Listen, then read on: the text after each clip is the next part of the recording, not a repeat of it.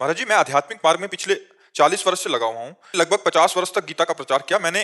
13-14 साल तक बड़ी एकाग्रता से सत्संग किया। महाराज जी, मेरा प्रश्न यह है कि लगातार प्रयासरत रहने पर भी देहाभिमान चरम सीमा पर है और ऐसा लगता है कि जो अवस्था 40 साल पहले थी वो भी वही आज है। आपके कांतिक वार्तालाप में आपने बताया था कि देहाभिमान प्रकट गुरु की कृपा से ही जाता है। अब मैं आपकी शरण में हूँ महाराज जी, आपको गुरु रूप में देख रहा हूँ। महाराज जी, मेरा नाम जप, जितना जोर का नाम अंदर से सुमिरन चलेगा, तो ये झूठा जो शरीर का खेल है, संसार का खेल, जब तक ये सत्य भाषित होता रहेगा तब तक ज्ञान कैसा, तब तक भक्ति कैसी। तो नाम जप में शिथिलता रही है। देखो, हम आपको बताएं, गीता जी कंठस्थ कर लेना और गीता जी का प्रचार करना, ये दो बातें अलग हैं। और गीता जी को पीना, आचरण में उतारना, वैसे चलना, ये बात अलग है। देहाध्यास का नाश गीता जी के पीने से होगा। गीता अमृत का पान करोगे तो पान करना बड़ा कठिन है। दूसरे को उपदेश दे देना सरल है, कंठस्थ करके सुना देना सरल है, लेकिन आचरण में उतारना बहुत कठिन है। अगर हम एक श्लोक उतार लें तो भगवत प्राप्ति हो जाए। भगवान कह रहे हैं, अनन्य चेता सततम यो माम स्मरति नित्य सा तस्याहम सुलभा पार्थ नित्य युक्त योगिना। अब इतना समय हो गया, 40 वर्ष, और आपका खुद का अनुभव कह रहा है कि देहाभिमान गलित नहीं हुआ। तो पूज्यपाद उड़िया बाबा जी ने कहा, जिसका देहाभिमान गलित नहीं हुआ उसे अध्यात्म में अभी वो बात नहीं मिली जिसके मिलने के बाद कुछ मिलना बाकी नहीं रहता। क्योंकि देहाभिमान जितना गलित होता है उतना ही भक्ति का रंग प्रकाशित होता है। देह भाव ही तो जन्म मरण का हेतु है। तो देह ने हमें थोड़ी पकड़ रखा है, हमने देह को पकड़ रखा है। बंदे कीर मरकट की नाई, जैसे तोता नलिनी को ऐसे पकड़े है, अगर छोड़ दे तो उड़ जाए, पर वो सोचता है, नलिनी को मतलब समझते हैं ना, जिससे पंखा घुमाया जाता है, वो पोला अगर रस्सी में डाल दिया गया, उसमें दाना चिपका दिया गया चिपकाने वाले पदार्थ से, तो तोता के ऐसे बैठा, जो बैठा सो घूम गया। अब वो पूरा हिलक गया।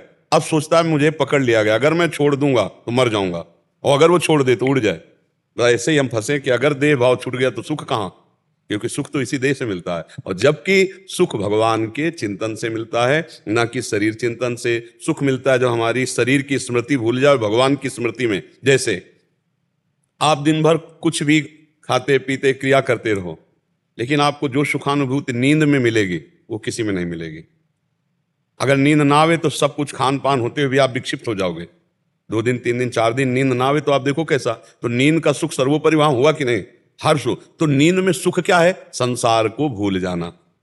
5 घंटे 6 घंटे संसार को भूल गए तो आप एकदम फ्रेश हो गए, आपकी इंद्रियां बलवान हो गई, आपको चैतन्यता मिली। अगर जागृत अवस्था में 1 घंटा के लिए भगवान को भूल जाओ और माया में रत हो जाओ तो कितना क्लेश अशांति है। और अगर 1 घंटा के लिए माया को भूल जाओ और भगवान में रत हो जाओ तो समाधि में स्थित हो गए। भाई यही 2 क्षेत्र हैं। हर समय हमारा चिंतन माया घसीटती है, इस चिंतन को मोड़कर भगवान में हम इसे स्थित कर दे तो हम भक्त, और माया में स्थित है तो संसारी। बस इतना अंतर है।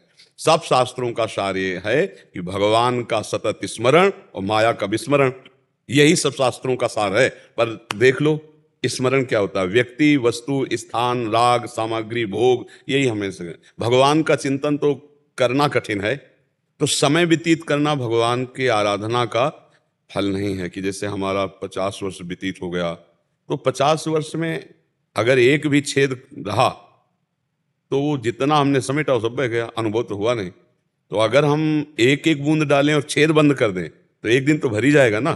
तो ऐसे ही कहीं ना कहीं हमसे त्रुटि होती रही। जो त्रुटियां हुई हैं ईमानदारी से वो आप जानते हो, ऐसा नहीं है कि आप नहीं जानते हो। जिससे भी जो त्रुटि होती है उसको पता है, वो बहानेबाजी से भले छुपाना चाहे, लेकिन जैसे हमसे जो गलती जीवन में हुई, क्या हमको पता नहीं कि हमने अमुक जगह त्रुटि की, हमने अमुक जगह गलती की? ऐसे सबको पता है। अगर उन जानी हुई गलतियों को हम रोक दें तो अभी हमारे आनंद का सिंधु उमड़ने लगे। पर हम जानते हैं गलती, पर हमें पता है कि इस गलती में सुख है, इसलिए हम नहीं छोड़ पाते। चाहे व्यसन हो, चाहे व्यभिचार हो, चाहे कोई गंदी बात हो, चाहे कोई गंदा चिंतन हो, तो ये संसार में जो हमारा चिंतन जा रहा है उसका एक मूल कारण सुख, सुख मिलेगा, बस एक कारण है। आप देख लीजिए, अगर ये आंतरिक बातें ठीक कर ली जाएं तो पूरी गीता जी को आप पढ़ करके देखिए, कहीं भी कुछ मांग नहीं है, कहीं कोई मांग नहीं है। एक मांग भगवान की है केवल। वो ये नहीं कह रहे कि मेरे लिए मंदिर बनवाओ, मेरे लिए आप ऐसा करो, मेरे लिए ऐसा करो। गीता में भगवान कह रहे हैं, मय्यो मन आधत्स्व मयि बुद्धिम निवेश। भगवान की मांग है कि मेरे में मन बुद्धि लगा दो, मेरे में ही निवास करोगे। मन मना भो मद भक्तो माद्यादि मामनो। भगवान घुमा घुमा करके बहुत जगह वर्णन किया कह रहे कि सर्वधर्मान परित्यज्य मामेकम शरणम, कह रहे दैवी है सा गुणमयी मम माया दुरत्या मामेव ये प्रपद्यन्ते माया मिता। कहीं भी एक पैसे वाली बात भगवान ने नहीं की है। भगवान की प्राप्ति में पैसे की जरूरत नहीं है, अध्यात्म की प्राप्ति में पैसे की जरूरत नहीं है, अध्यात्म सुख जिसको प्राप्त है उसे पैसे की जरूरत नहीं है, सांसारिक भोगों की जरूरत नहीं। हम कहीं उल्टा हो गए हैं। हम सुख का हेतु रुपया समझ रहे हैं, सुख का हेतु यश कीर्ति समझ रहे हैं, सुख का हेतु हम कहीं भोग समझ रहे हैं, और बात हम गीता जी की कर रहे हैं। तो गीता जी का जो भाव है वो हमारे अंदर नहीं आ पाएगा। एक श्लोक परम पद प्राप्त करा देगा गीता जी का, एक श्लोक आपको भगवत प्राप्ति करा देगा।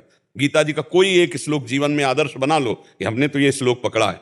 जैसे जब हम बाल्यावस्था से चले तो समस्याएं होती है ना संसार में। अब जैसे गंगा किनारे घूम रहे, कब भोजन मिला ना मिला, संसार का तो बड़ा विचित्र स्वरूप। तो 2 श्लोक हमने जीवन में रखे, मात्रा स्पर्शास्तु कौन्तेय शीतोष्ण सुख दुखदा आगमा पायिनो अनित्यास तास तितिक्षस्व भारत यम ही न व्यथ्यन्ते ते पुरुषम पुरुषर्षभ सुख दुख समान भाव से। हमने जीवन में 2 श्लोक रखे कि जो किसी भी तरह से किसी भी दुख में व्यथित नहीं होता, यमहीन व्यथ्यन्ते ते पुरुषम पुरुषर्षभ सम दुखा सुखाधीरम स्वमृतत्वाय कल्मते। वो धैर्यवान पुरुष जो सुख दुख में समान भाव रखता है अमृत पद का अधिकारी होता है। हे अर्जुन, ये दुख सुख आने जाने वाले हैं, ये अनुकूलता प्रतिकूलता आने जाने वाली है, इनको सह जाओ, सह जाने से तुम महान बन जाओगे। 2 जहां कष्ट पड़ता, जहां भी पीड़ितता आती, 2 श्लोक वो आगे बढ़। जहां हमें कष्ट होता था हम गुनगुनाने लगते, मात्रा स्पर्शास्तु कौन्तेय शीतोष्ण सुख दुखदा आगमा पायिनो अनित्यास्तास्ति भारत। इनको सहजा अर्जुन सहजा, ये आने जाने वाले हैं, ये टिकाऊ नहीं है, ये अभी आए हैं अभी चले जाएंगे। शांत भगवत स्मरण परायण रहो। तो हमें लगता है हमारी जो त्रुटियां हैं उनको हम जानते हैं, जो जानने में आने वाली त्रुटियां हैं उनको त्याग दें तो गीता भागवत संतों का उपदेश हमारे हृदय में प्रकाशित हो जाए।